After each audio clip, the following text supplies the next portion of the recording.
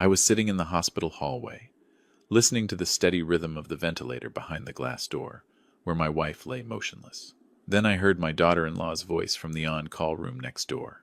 Cold, rushed. She's not going to wake up anyway. Her kidney is the last chance for my child. I froze. The woman fighting for her last breath was my wife, and the person who said those words was someone I once called family. Before I go on, please subscribe to the channel and leave a comment telling me where you're listening to this story from. Now, sit with me for a moment, because what I'm about to say next is what started tearing my family apart that very night. After those words, the hospital hallway suddenly felt longer than it should have. The cold white fluorescent lights reflected off the tiled floor, making everything look flat and frighteningly still. I didn't take another step. I didn't turn around and leave either. I stood there, frozen, as if any movement would cause the truth I had just heard to shatter and spill at my feet. I've lived long enough to know that some moments don't allow immediate reactions. If you react, you're wrong. If you speak, you lose everything. I leaned my back against the cold wall, my hand gripping the small box I had brought from home. Inside were a few old photos of Nancy, the safe key she always kept with her, and a small note she had written in a hurry before leaving the house the day the accident happened. I had never opened it, and at that moment, I didn't have the courage to. The door to the on-call room was slightly open. I heard Kevin, my son, saying something under his breath. His voice was uncertain. He sounded like a child backed into a corner, not brave enough to object and not clean enough to refuse. Stephanie answered quickly, clearly, like someone who had rehearsed every line. She talked about time, about opportunity, about how everything was already locked in within the system. Not a single word about Nancy as a human being, just a file, a backup resource. I realized I was shaking, not from fear, but from a contradiction too obvious to ignore. The woman who had lived with me for more than 40 years, the woman who was careful with every signature, every piece of paper, was now being labeled as having consented to a decision she had never discussed with me. Nancy never liked hospitals. She trusted cold procedures even less. She once told me that if one day she was no longer conscious, things should be left to nature. No intervention, no exploitation. No one had the right to decide for her. I walked slowly toward the emergency room door. Through the thick glass, I saw Nancy lying there, motionless, her face pale yet strangely peaceful. The machines around her made steady sounds like an emotionless countdown. I wondered, if she could hear any of this, what would she think, knowing that her own son was staying silent? A nurse walked past and nodded at me. Her eyes carried the familiar sympathy I had seen all day. I nodded back slowly. No one knew that just a few steps away, a decision was being discussed as casually as scheduling a meeting. I returned to the long bench where I had been sitting for hours. Outside the thick glass, the night was heavy with snow. The wind slammed against the surrounding buildings, producing low, hollow sounds, like a warning. Chicago winters are always harsh, but that night the cold seemed to crawl straight into my chest. I closed my eyes and tried to remember the past few days. 5 days before the accident, Nancy had mentioned Kevin. She didn't go into detail. She only said our son was under financial pressure. I was used to that. Kevin had always tried to build things bigger than he could carry. But that time, Nancy looked at me for a long moment, as if she wanted to say more, then stopped. I didn't ask. I thought some things were for children to face on their own. Now, I understand that my silence back then may have opened the door to today. A doctor stepped out of the emergency room and told me in a flat voice that Nancy's condition showed no significant change. I nodded, thanked him. I didn't ask anything else. I was beginning to see how easily information could be bent, depending on who was allowed to speak it. I checked the clock. It was close to midnight. Christmas was only a few hours away. Out there, people were preparing warm dinners, carefully wrapped gifts, and here I was, sitting in a cold hallway, realizing that my family might be standing on completely opposite sides of an invisible line. I didn't confront anyone. I didn't call Stephanie's name. I didn't ask Kevin why he stayed silent. I made one very simple decision. If they believed I was just a broken old father, then I would let them believe it. I had been retired for many years, but I had never forgotten how to observe, how to wait, and how to let the truth reveal itself. I placed the keepsake box on my lap and opened it for the first time. Nancy's note held only one short sentence in her familiar handwriting.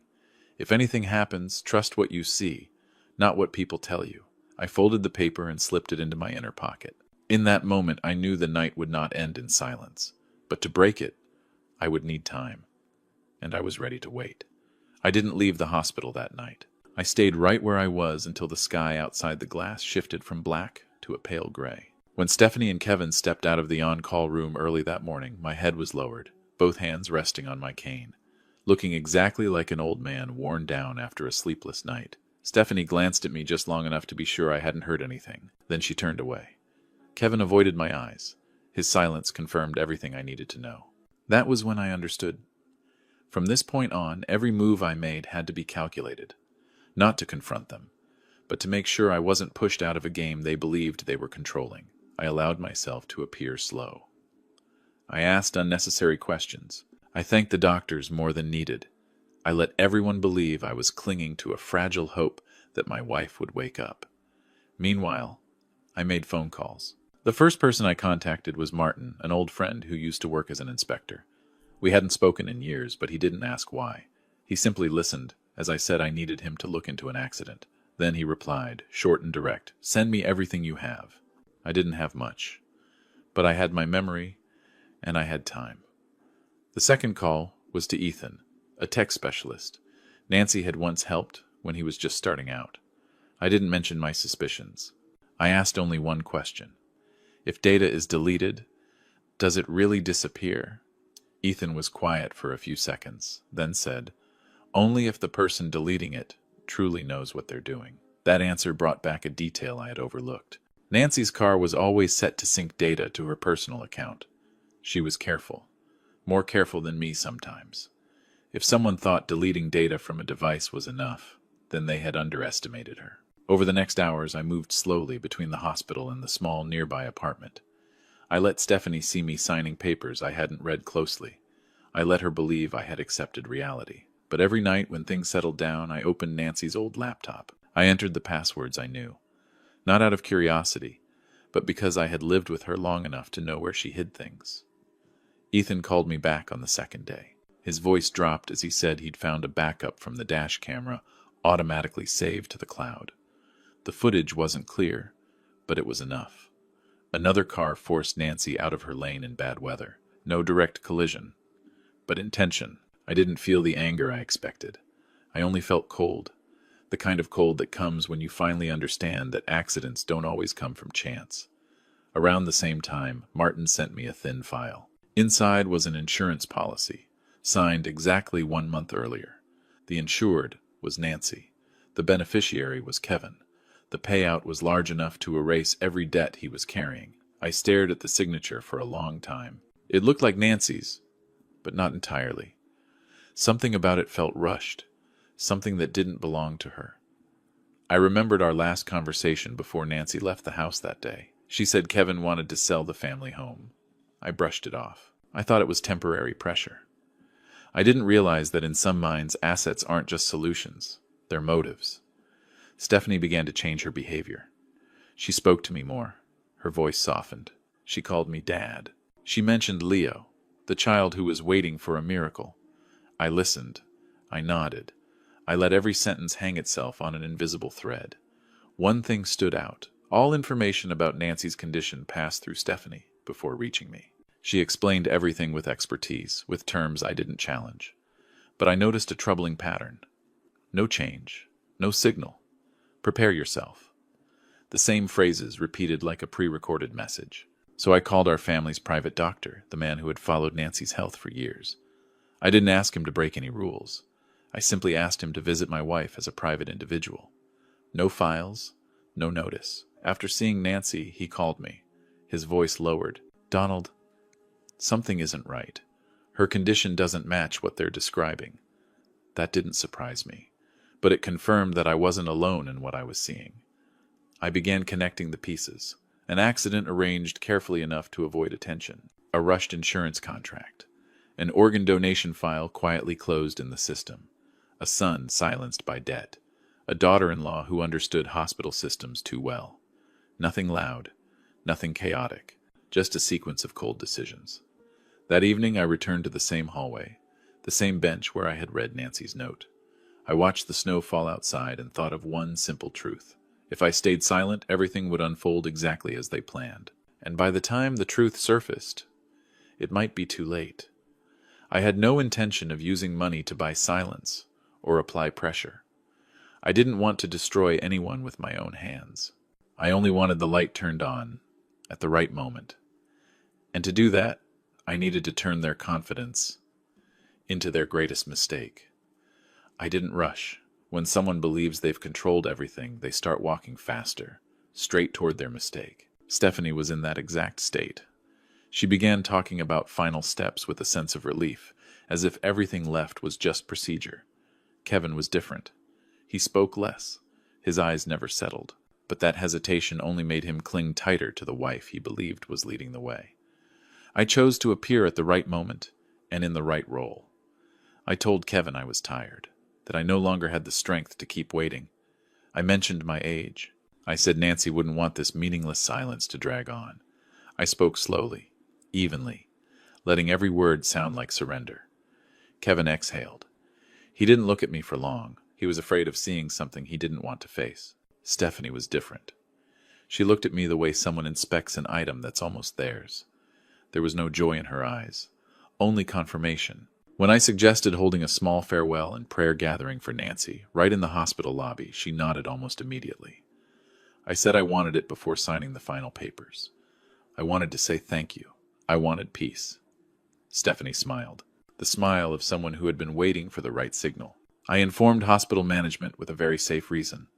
I wanted to announce a charitable donation to the Patient Assistance Fund, in the spirit of Christmas.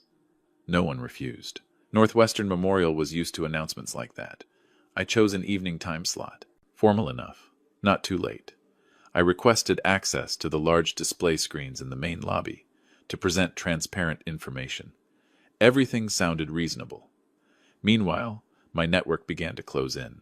Martin helped me contact the people who needed to be present if things unfolded as I expected. No one came for promises. They came for evidence. Ethan worked more quietly. He set up an independent projection system separate from the hospital servers. Once activated, it would broadcast simultaneously on public screens and on several Chicago business channels I had access to. I didn't need millions watching. I only needed the right people. I told neither Stephanie nor Kevin about any of it. I continued playing the role of a father who had run out of hope. I asked doctors about the procedures required to close out treatment. I signed papers I knew didn't take effect immediately. I let Stephanie believe time was on her side. The night before the gathering, I sat alone in the apartment listening to the wind slip through the window frames. I thought about Nancy, about the years we spent building everything from nothing. She always believed that truth, if held long enough, would find its own way out. I wondered if she would forgive me for not seeing things sooner. I didn't look for an answer. I only knew I couldn't turn back. The next morning, Stephanie told me the team preparing for the transplant would be ready in the early hours of the following day. She spoke softly, like a family secret. I nodded. I said the gathering that evening would help me feel at peace before signing. She placed a hand on my shoulder, a calculated gesture. I didn't push it away. I let it remain as part of the performance. The evening arrived faster than I expected. The hospital lobby was neatly arranged, the lighting softer than usual. A few reporters appeared just as I had predicted. Hospital leadership stood in line, polite and cautious. Kevin wore a dark suit, his face tight. Stephanie stood beside him, calm to the point of being unsettling. I stepped forward, leaning on my cane, each step slow. I could feel the eyes on me, some curious, some sympathetic. No one suspected that this old man was carrying more than farewell words. I began speaking about Nancy. Not long, not poetic. I talked about a woman who valued order, believed in responsibility, and was careful with decisions that affected others. I said she taught me one thing above all: never let silence be used against you. Stephanie remained still. Kevin swallowed. I signaled the technician. The screen behind me lit up, but nothing played yet. I turned to Kevin and gave him one last chance. I asked very gently if he had anything he wanted to say to his mother. Kevin opened his mouth, then closed it. He looked at Stephanie, just for a second. But that second was long enough for me to know he had chosen. I nodded, not to Kevin, to myself. I pressed the button. In that moment, I was no longer a broken old father. I was simply a husband doing what needed to be done. And I knew that from this second on, every exit they believed they had was already closed. The first sound that filled the lobby wasn't a voice, but a heavy silence. The images on the large screen didn't move right away. Just a frozen frame, a timestamp, a login account name, and a small line confirming that an action had been executed within the internal system. I saw Stephanie tilt her head slightly, as if making sure she was seeing it correctly. Kevin went rigid, his hands clenched tight. Then a familiar voice came through. Not loud, not sharp, just clear enough for the entire lobby to hear. It was Stephanie, speaking in what she believed was a private exchange. She mentioned the right timing, that everything had been prepared, that Nancy was no longer capable of responding. No single word crossed a legal line, but every sentence fell perfectly into place, like pieces of a puzzle that could no longer be denied. I didn't look at the screen. I watched the people standing in front of me. A few hospital executives began exchanging glances. One reporter lowered their head, writing quickly. Stephanie stepped back half a pace. Kevin turned toward me, his lips trembling, but no sound came out. I thought of the moment earlier, when I had given him one last chance. He had missed it. The audio shifted to the next clip. Another recording. Shorter, clearer. This time Stephanie spoke about the collision on the snowy night. No details, just enough to understand that it hadn't been entirely accidental. I heard a sharp breath somewhere in the crowd. No one stood still anymore. I raised my hand to signal a stop. The screen went dark. I turned back to the room, my voice steady, slow, just as it had been all evening. I said I had no intention of turning this place into a courtroom. I only wanted the truth to be seen before any doors were closed. I reminded them that Nancy had never agreed to let anyone decide in her place, and that, in a family silence in the face of wrongdoing, is also a choice. Stephanie tried to regain control of her voice. She said it was a misunderstanding, that the recordings had been edited, that I was reacting under emotional distress. She spoke fast, too fast. I didn't respond.